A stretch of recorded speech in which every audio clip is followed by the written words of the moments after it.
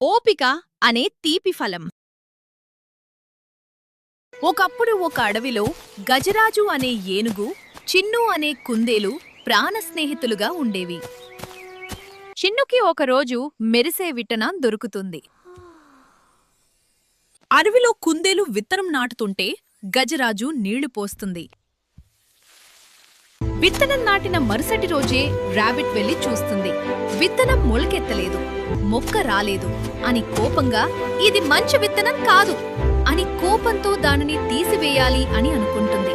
గజరాజు అంటుంది, ఆవు చిన్ను, ఏదైనా పెరగాలి అంటే కొంచెం సమయం పడుతుంది అని ర్యాబిట్ ని ఆపుతుంది. కొన్ని రోజుల తర్వాత అక్కడ ఒక అందమైన మెరిసే చెట్టు మొలుస్తుంది. దానికి చాలా తీయని పండ్లు కాస్తాయి.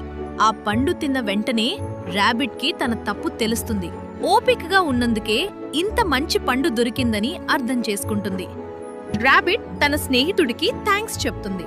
ఇద్దరూ కలిసి ఆ చెట్టు పండ్లను అడవిలో ఉన్న మిగతా జంతువులందరికీ పంచుతారు.